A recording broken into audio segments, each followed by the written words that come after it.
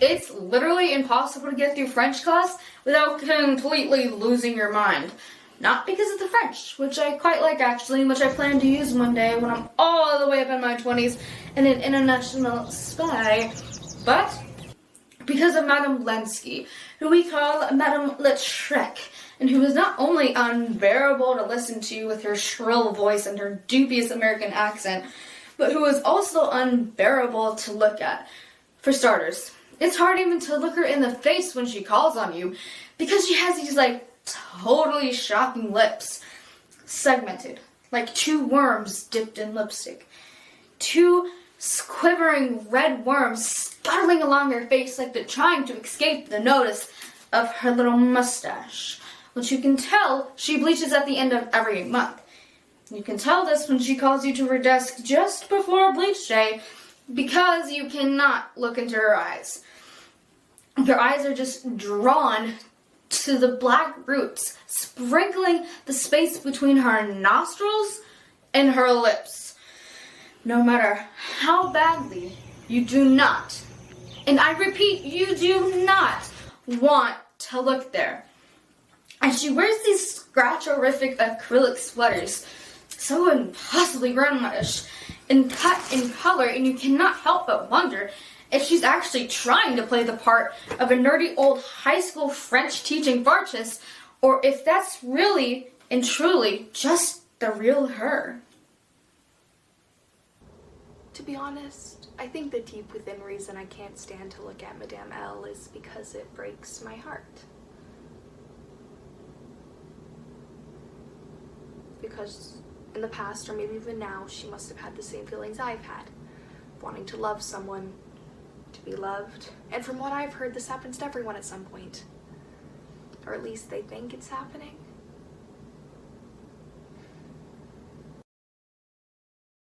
Consider the fact that the young and spry version, the Mademoiselle of Madame Lautrec, must have been in love some time long ago. And then consider the fact that someone must have loved her back for at least a day of real happiness. And then if you can bear it, consider the fact that since then Mademoiselle became Madame in age, if not matrimony. And then it was nothing but loneliness, and mustache bleaching, and a buttload of French novels. Some of those with love requited, but generally just a lot of arsenic. And bloodily coughing to death, and nothing but that one day of happiness has happened since.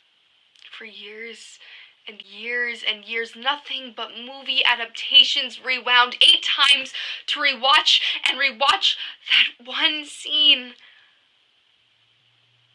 where they finally kiss, forbiddenly. Most definitely, love had to have happened sometime in her past. I'm sure that everyone gets that moment at least once in a life. Though I myself have not experienced this, not exactly. Well, I don't want to get ahead of myself. So let me conclude by saying really, I just can't picture anyone kissing or longing to kiss those wormy lips. Even in the past. I mean, even when they were less wormful. And even lips aside, because maybe she wasn't born looking that way. Maybe she was even kind of good looking sometime long ago and had regular lips. But even based on personality alone, it's still impossible to imagine that someone could think about Madame Lautrec in that way, that when you have a crush on someone, you almost feel sorry for them. Something about them just seems so painful and touching that you realize suddenly this could only mean you love them. And then of course, once that happens, you become the pitiful one. And at that point, no one will pity you. Least of all, the one you love. And even in the best of scenarios cases, when we consider l'exhibit A could be the one that Madame Lautrec loved, ever truly loved her, je ne crois pas. And that's all why I can't look at her.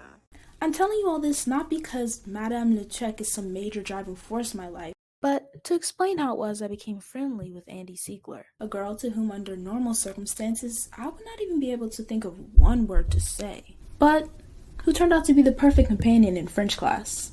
Because of this, many other things happened, even though, in fact, we never became real friends, And still to this day, we never have much to say to each other except making jokes in bad French about Madame Lautrec when we see each other at parties. Using a squeaky Lautrec-like voice to say, "Don't give a merde, le sien un monstre de voix." The thing we came up with at the time, I don't remember how, actually, but it was a sort of game. Or more like a technique, a time-passing technique, where we figured out how many minutes were left in class. And write that down at the edge of our notebook paper, and then one of us would count to 60, silently, of course, and then point to the other, and the other would count to 60. Then already 2 whole minutes had passed, and we'd write the new number of minutes left in our notebooks, and then we'd do it again all the way till the end of class, interrupting it if only one of us were called on to answer a question, at which point you had to say out loud, for example, 43, before answering the question so that the other one could continue counting while you were answering. It's very strange how counting to 60 during French class goes much faster than just living through those same 60 seconds during the very same French class, but really, it does. Je vous jure. So, everything that happened started, in a way, about a month into the school year, when, at some point in class, I got called on in the middle of my count. I was really out of my head that day. I was pretty upset about something, if you want to know the truth, and I hadn't been paying even an iota of attention to the class. I was barely even counting on my turn. I don't think I was faking it, but I was doing it without realizing what number I was on. Like, one half of my head was keeping time automatically by saying the words of the numbers, but the other half of my head was somewhere else. So I had no idea what Lautrec had asked me. She already thought I was a bit of a smartass, though for some reason, perhaps because of my extreme intelligence and staggering wit, she still kind of liked me. Anyway, she called on me and I said, 22. Je veux dire, madame, que la réponse dépense le temps. And her lips curled in a kind of pleased smile, and she squeaked. Ça c'est peut-être vrai, Chloe. We all had to take French names in that class. I was Chloe, and Andy West Pascal. C'est intéressant comme idée. She said, Mais ça ne fera pas beaucoup de sens avec la chanson. Classe, écoutez. She excitedly turned to the tape player and pressed play. She was really excited about that tape. She was wigglier than usual, and you could sense her excitement sort of shimmying up out of the thickness of her scratchy green sweater and green plaid skirt covering the vast plain of her arse. She was prancing about in anticipation as the tape clicked forward before the song. The sight of her excitement, combined with the thought of her choosing that plaid skirt out of the closet that morning to match that sweater, and all in spite of the mid-September summer heat remnant, was so painful that I got a little sick to my stomach, which is unfortunately what happens to me whenever I get emotional about anything, as I'm sure you'll figure out for yourself as our story progresses, and I had to look down at my desk for a little while. The song was really bad. It was some kind of clever attempt at a pop song by the textbook company. And the worst part is, I don't think I'll get it out of my head until the day I die. I must have heard it no more than 3 times over the course of a 1-week French unit, but it still jumps in on my thoughts at least once a day, sometimes for a whole hour. It was kind of a strummy rhythm with these breathy singers trying to sound like the French Beach Boys. Baby, baby, yeah, yeah, yeah. J'aime mon bébé, baby, baby, baby, baby. Yeah, yeah, yeah. So a lot of the kids started majorly rocking out to the song in their chairs, and Andy and I started laughing. We always gave up the count when something was going on that passed the time. And then, out of the corner of mon œil, I saw something sort of whiz past before it hit my hand. It was this little piece of paper folded like 10 times up into this tiny square, and in front of the square was a question mark. I looked around the room kind of surreptitiously, and there across the room was Bruno, smirking at me. Bruno was his French class name. I didn't even know his real name then, but since we were the 2 major smartasses in that class, he would nod respectfully to me in the halls.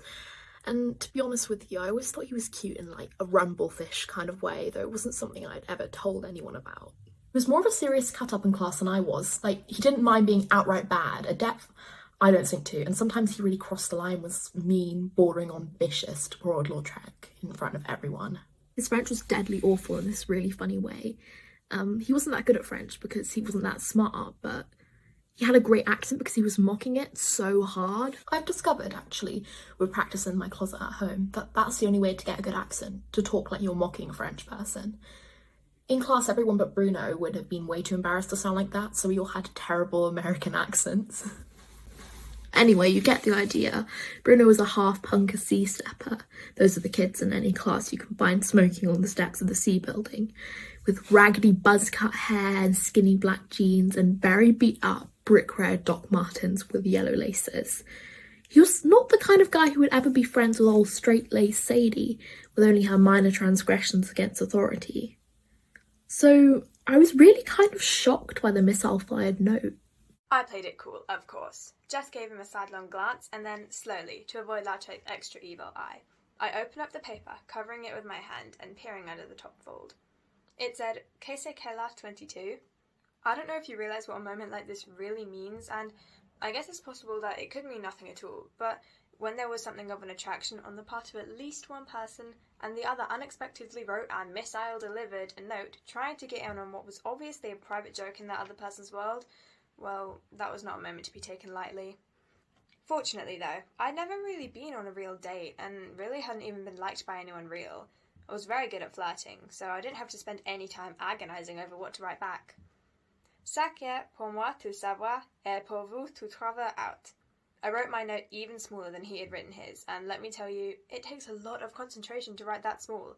In fact, it took so much concentration that I basically forgot all about the fact that I was supposed to at least look like I was paying attention. I flicked my reply across the room, precisely 3 secondes before Lautrec pounced upon the unfolded paper that contained Bruno's message. She snatched it from the desk and carried it back across the room to the tape player, pushing down the stop button with a loud thwack and wheeling around to present the note to the class. I could see Boris behind her on the other side of the room, slyly shoving my note into the pocket of his jeans. Qu'est-ce que la 22? She announced after peering closely at his note to decipher it, and then she shook her head sadly and said, Ils ne peuvent même pas se passer de notes en bon français, and looking all martyrishly resigned to her sad fate of being trapped here in downtown Bethesda, Maryland, with us bourgeois wastoids, when she was clearly born to gaze out over a crumbling stone wall at dusk and sigh longingly at the light in the window of the handsome widower's house across the lavender fields.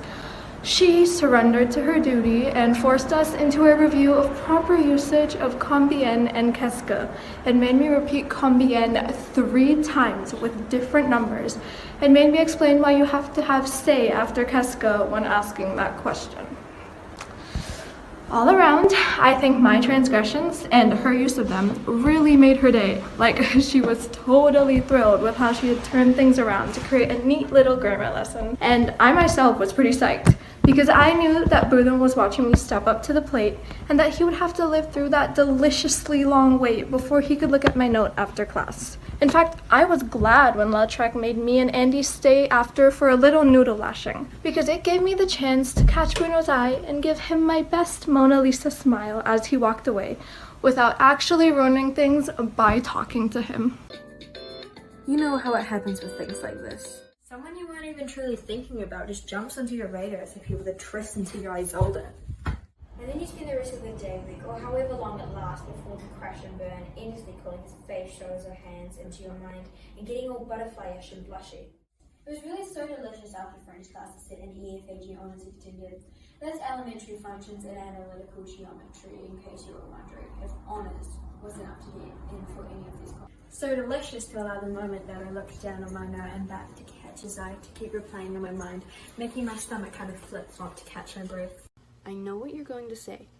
I know that even though romance has entered the picture in this sorry little tale, you're like, wait, what was that thing you said earlier about being upset about something back when you were doing the count?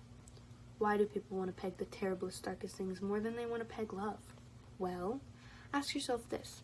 Would you be as likely to stop and watch some little old man and his wrinkly old wife, holding hands, just very simply, talking in voices only they can hear, as they shuffled along Leyland Street past the azaleas in their fuchsia bloom, as you would be to slow down with the other zillion cars, slowing down to view the aftermath of a bloody crash on the highway? We both know why traffic gets backed up for miles. Because we have to look. And even if some of us start weeping for those poor souls as we pass and speed up again, spinning the radio dial, or others of us just say, thank God it wasn't me, trying to shake the feeling that it's only a matter of time before miles of traffic are rolling slowly past our own violent point of impact. Either way, we all stop to look, and we look for as long as we can.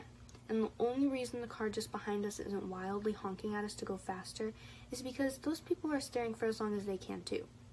Then the road's emptiness opens for the next driver in line to fill it, to floor the gas pedal and start looking at something between the car and the horizon, and thus forget the thoughts that came with seeing.